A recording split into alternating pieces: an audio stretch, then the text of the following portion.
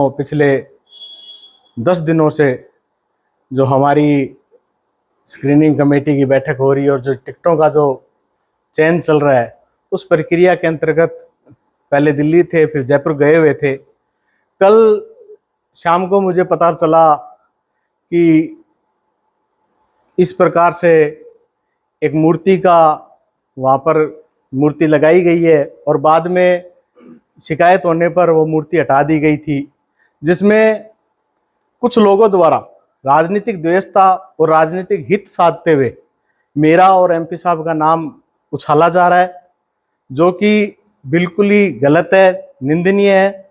हम कभी भी शहीद के लिए, जो हमारे जितने भी शहीद हुए हैं, उन शहीदों का हम सम्मान करते हैं। हम कभी भी ऐसी कोई काम नहीं करते जिससे किसी शहीद और शहीद के परिवार और शहीद के जो हमारे चाहने वाले हैं उनकी भावनाओं को आहत पहुंचे। ये जो पूरा का पूरा प्रकरण हुआ, जैसे मैं यहाँ पर आज सुबह पहुंचा, मैंने पूरे प्रकरण की जानकारी ली। जानकारी लेने पे पता लगा कि रामजस बुर्डक और उनके साथियों द्वारा पहले भी जिस प्रकार से गलत तरीके से उनके द्वारा बोर्ड लगवाए गए थे, उसी क्रम में उन्होंने बगैर परमिशन से मेजर विकास बांबू जी की मूर्ति लगा करके अनावरण का कार्यक्रम किया, जिसकी किसी नागरिक द्वारा सी विजिलेंस एक ऐप जो निर्वाचन आयोग द्वारा बनाई गई है, उस ऐप पर शिकायत दर्ज करवाई गई। उस ऐप की शिकायत के आधार पर मेरी जिस प्रकार से ईओ साहब से बात हुई, उसके आधार पर, उस ऐप के आधार पर 90 मिनट में उस जो भी घटनाक्रम होता है उसका समाधान 90 मिनट में करना होता है। इसके अंतर्गत मेजर विकास बांबू जो हमारे अमर शहीद हैं, उनकी मूर्ति को वहां से हटा करके सह सम्मान नगर पालिका में रखवाया गया है। जैसा कि ये लोग भावनाएं फैला रहे हैं कि उस मूर्ति से कोई छेड़छाड़ हुई है, तोड़ फोड़ हुई है, ऐसा कुछ नहीं हुआ। आज सभी लोगों ने, काफी सारे लोगों ने और शहर के गणमान्य लोगों ने नगर पालिका में जाकर के मूर्ति को सह सम्मान रखे हुए देखा है, वो सह सम्मान विराजित है। इस संबंध में मैं कहना चाहूंगा कि जिस प्रकार से बीजेपी के जो प्रत्याशी अभी हाल ही में हुए हैं, उन प्रत्याशी ने और उनके जो समर्थकों ने जिस प्रकार से जो घिनौना करते शहीद को सामने ला करके राजनीतिकरण करने का किया है, यह बहुत ही घोर निंदनीय है। हम इसकी निंदा करते हैं, क्योंकि वोट जो है, वोट विकास के कामों पर होता है, न कि शहीदों के नामों पर वोट होता है। हम शहीद का सम्मान करते हैं। और जैसे कि अभी मेरी थोड़ी देर पहले मेजर विकास बांबू जी के पूज्य पिताजी से, हमारे भागीरथ जी से मेरी बातचीत हुई। उन्होंने सारे घटनाक्रम के बारे में बताया। उन्होंने भी कहा कि हमारा परिवार नहीं चाहता कि कोई इस पर राजनीति करे। तो मैंने उनसे निवेदन किया है, आप आइए और बैठ करके, जिस प्रकार से हम भी मेजर विकास बांबू के साथ हैं, हम भी चाहते हैं कि उनकी एक प्रतिमा लगे, उनका एक स्टेच्यू लगे, लेकिन वो प्रक्रियाओं के और जो हमारे नियम है, उन नियमों के अधीन रहते हुए लगे। इस संबंध में उनसे बात हुई। बात होने के उपरांत कल का प्रोग्राम रखा गया है मिलने का। जैसे ही वो आते हैं, हम मिल करके एक सौहार्दपूर्ण तरीके से जो हमारे शहीद हैं, उन शहीद की जो प्रतिमा लगाने का कार्य है, वो नगर पालिका मंडल द्वारा जैसे आचार संहिता खत्म हो जाती है उसके बाद में करवा दिया जाएगा।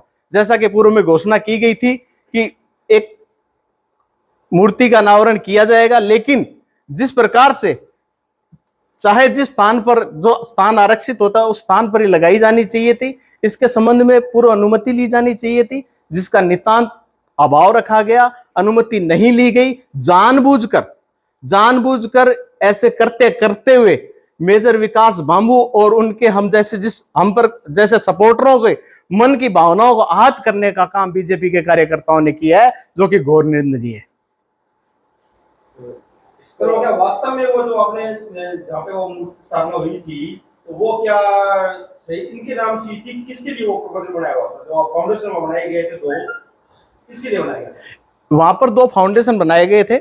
एक फाउंडेशन जो पार्क की साइड में है, वो सैनिक चौक के नाम से बनाया गया था, और जो डिवाइडर के बीच में जहां मूर्ति स्थापित की गई है, वो शहीद स्मारक के रूप में बनाया गया है, जिसका भी निर्माण चल रहा था। और क्योंकि आचार संहिता थी, तो आचार संहिता में अभी कोई उद्घाटन हो नहीं सकते थे, तो आचार संहिता के बाद में जैसे वहां पर शहीद स्मारक लगा करके और उसका उद्घाटन किया जाना प्रस्तावित था, लेकिन इसी बीच में कुछ लोगों द्वारा ऐसा करते किया गया, जिससे हमारी जो देश प्रेम की जो भावनाएं हैं वो आहत हुई हैं।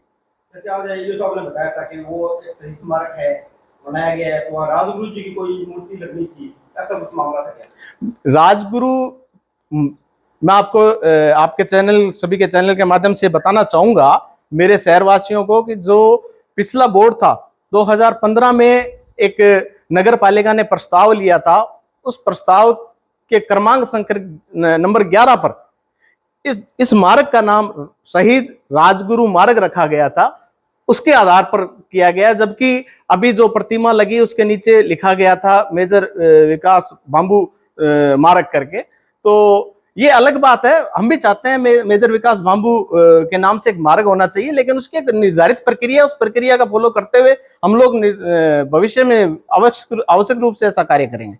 ये लोग बार बार आरोप लगा रहे हैं कि आपने जो है और इस मामले में पूरा दखलंदाजी करते हुए और आपने ये मूर्ति को हटवाने का और इसको तुड़वाने तक का जो है यहाँ पर कुछ प्रयास किया। अभी आखिर आपको क्यों टारगेट किया जा रहा है और वो कौन लोग हैं जो इस सब के पीछे होकर और इसको जो है गया? जबकि अभी जो प्रतिमा लगी उसके नीचे लिखा गया था मेजर विकास बांबू मार्ग करके। तो ये अलग बात है, हम भी चाहते हैं मेजर विकास बांबू के नाम से एक मार्ग होना चाहिए, लेकिन उसकी एक निर्धारित प्रक्रिया, उस प्रक्रिया का फॉलो करते हुए हम लोग भविष्य में आवश्यक रूप से ऐसा कार्य करेंगे। ये लोग बार बार आरोप लगा रहे हैं कि आपने जो है और इस मामले में पूरा दखलंदाजी करते हुए और आपने ये मूर्ति को हटवाने का और इसको तुड़वाने तक का जो है यहाँ पर कुछ प्रयास किया। अभी आखिर आपको क्यों टारगेट किया जा रहा है और वो कौन लोग हैं जो इस सब के पीछे होकर और इसको जो है पॉलिटिकल इसको इश्यू बना रहा है? देखिए, सबसे बड़ी बात यह है कि अभी विधानसभा चुनाव सर पर है और जिस प्रकार से बीजेपी ने अपने कैंडिडेट घोषित कर दिए, उसी प्रकार से कांग्रेस में मास्टर भरतराम मेघवाल जी के, जो हमारे पूर्व सांसद है, उनकी टिकट लगभग तय है। और इस डर के मारे, क्योंकि भरतराम मेघवाल जी आते हैं तो धर्मेंद्र मोदी जी की बहुत करारी हार होगी, इस डर के कारण इन्होंने ये प्रोपेगेंडा रचा है, जिसका कि पूरा का पूरा राजनीतिकरण किया गया है। रही बात आरोप प्रत्यारोप की, तो अभी मैं जैसे सुन पा रहा था, दिन में मैं इस प्रोग्राम को देख रहा था, तो एक चैनल के माध्यम से दिखाया जा रहा था, ये नहीं, वो था उनका मामा शहीद के मामा जी हैं, सुशील जी को द्वारा, उनके द्वारा कहा गया था कि चेयरमैन द्वारा दारू पी करके ऐसा करते किया गया। पहली बात तो मैं बताना चाहूंगा, मैं उस टाइम जयपुर में था, और रही बात दारू पीने की, तो मैं चैलेंज के साथ कहता हूं कि रावत सर का कोई भी आदमी और सुशील गोदारा जी भी खुद चले और हमारे देश की नहीं विदेश की टॉप लैब में चले और हमारे ब्लड का सैंपल ले कि किसने कभी अल्कोहल कंज्यूम किया है या नहीं किया। दूध का दूध और पानी का पानी हो जाएगा। ऐसे अनर्गल आरोप ये लोग लगा सकते हैं क्योंकि इनकी मानसिकता ऐसी है। हमारी मानसिकता कतई नहीं है कि हम सैनिक और हमारे शहीदों के नाम पर राजनीति करें। हम बेशक इस बार कांग्रेस विजयी होगी, लेकिन कांग्रेस इस बार चुनाव लड़ेगी अपने कामों के दम पर, ना कि किसी शहादत के सहारे लेते हुए, किसी सैनिक का मजाक उड़ाते हुए, किसी शहीद की प्रतिमा का मजाक उड़ाते हुए कांग्रेस पार्टी चुनाव में नहीं आएगी। ये बीजेपी के काम है, ऐसे लोग करते हैं।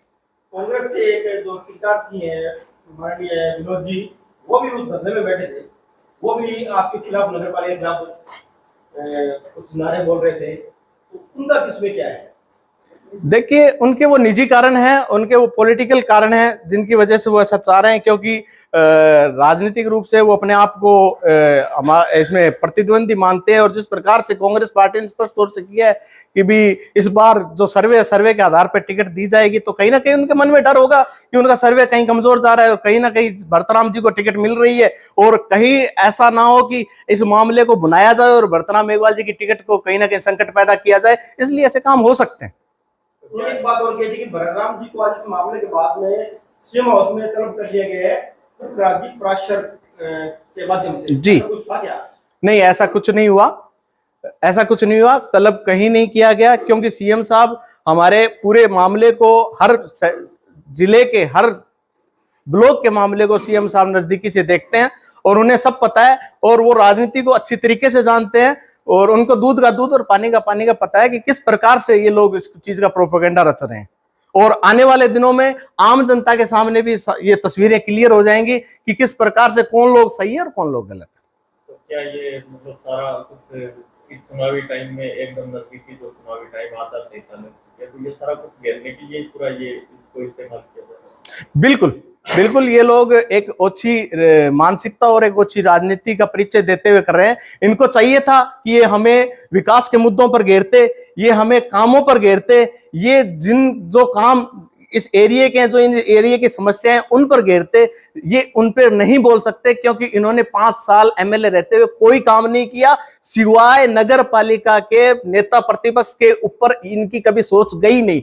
तो अब ये चुनाव में विकास के नाम पर, काम के नाम पर वोट किस तरीके से मांगे, तो इन लोगों ने प्रोपेगेंडा रचा है कि मेजर विकास बांबू जी की बहुत अच्छी फैन फॉलोइंग है, उस फैन फॉलोइंग का कहीं ना कहीं ये लोग फायदा उठा सके और राजनीतिकरण ले सके।